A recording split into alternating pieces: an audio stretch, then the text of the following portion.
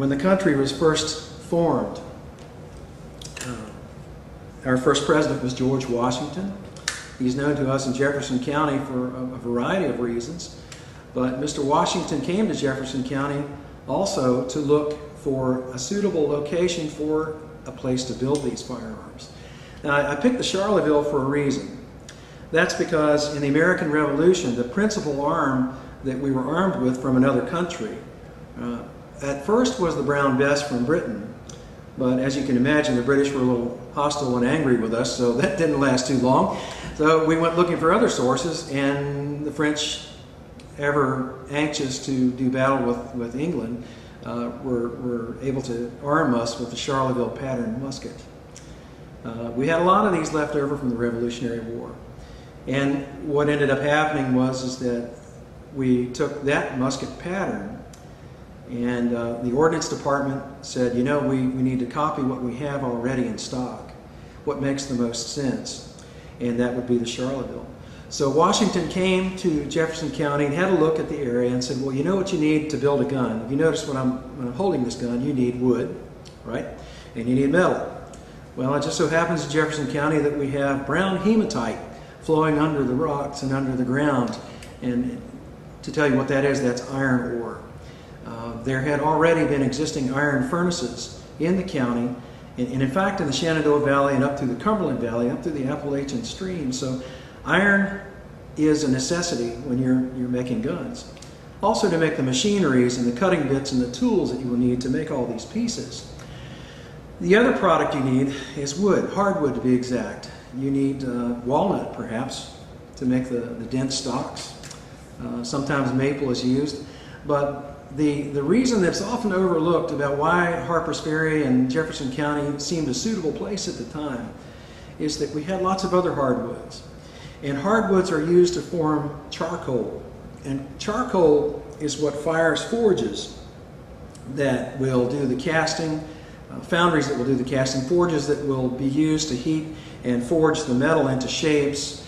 Charcoal will also be used in foundries and furnaces to make the raw iron itself. So those raw materials existed in Jefferson County.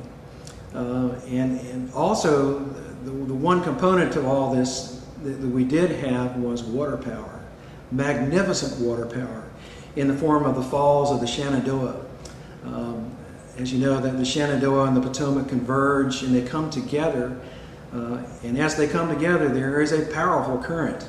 So if you wanted to take a wheel, let's say, or a turbine, and go and plop it into the river next to you, or build a canal so that you capture some of that falling energy, and then you're able to turn an axis or a shaft and then transfer that so that it turns belts and things, and well, guess what? You've made a factory.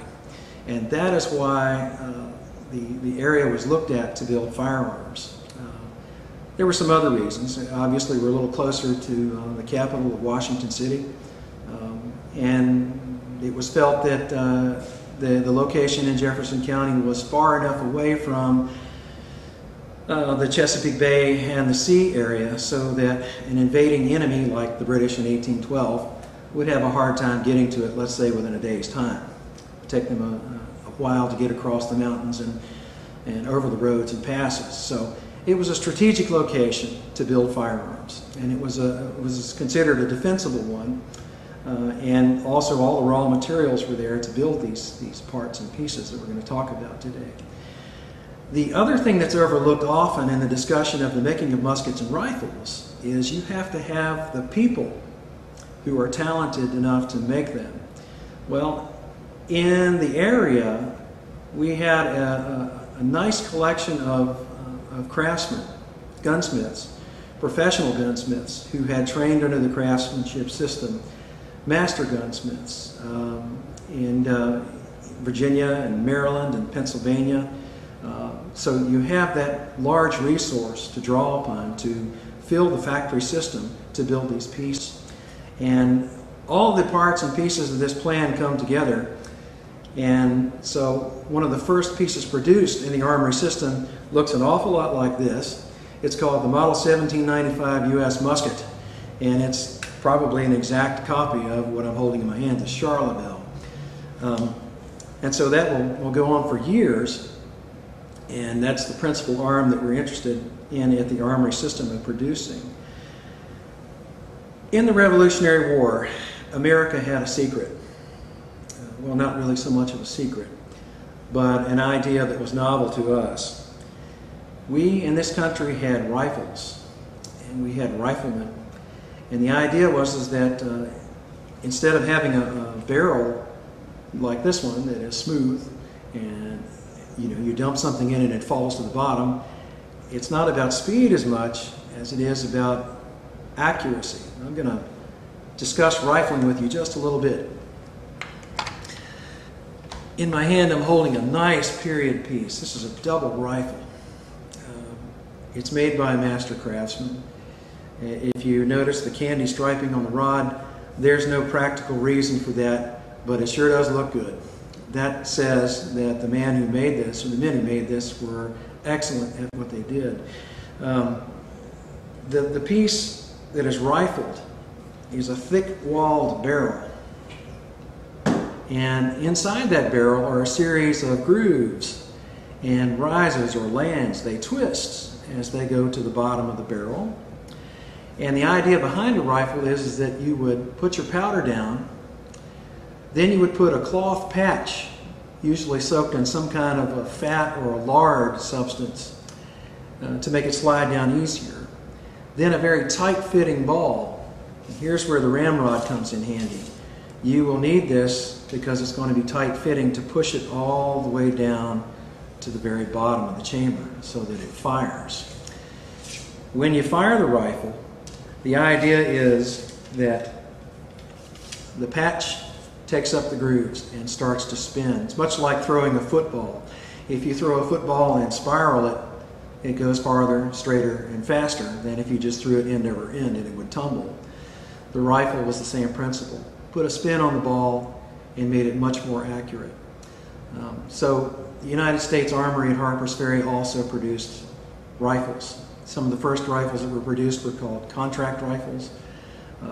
The first United States product, Armory product, in rifle form was the model 1803. Some people have thought that maybe Lewis and Clark took that rifle with them when they went west. There's still some question about that. Probably they might have taken a 1798 contract rifle with them.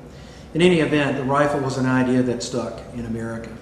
It was something that you would issue to a picket or a vedette. That's a soldier that advances out in front of the main body of troops, or perhaps to a sharpshooter, someone who stays behind and who's going to shoot at, let's say, an officer or an important person that you wanted to eliminate from the battlefield. The rifle would never go away, and the idea of rifling would actually never go away. But again, the thing to emphasize here is that the musket is fast to load, the rifle is slow to load. The rifle, you may get 1 shot per minute with proficiency. The musket, you will have shooting 3 to 4 times per minute. So it's about the amount of lead in the air. I'm mentioning all these things to you because in the American Civil War, all of this comes to a head. And we'll progress through some of the pieces that we have here, and we'll talk about the changes that come. As beautiful as this piece is that I hold in my hand, as well made as it is, and it is well made, it probably took a master gunsmith, I'd say, a good 3 to 4 months of his life. That's starting with every piece of it and hand making every piece of it. So while it's beautiful to behold and very functional and very strong, if you're on a battlefield and if some part breaks, you can't reach into a box of parts and slap another one on there.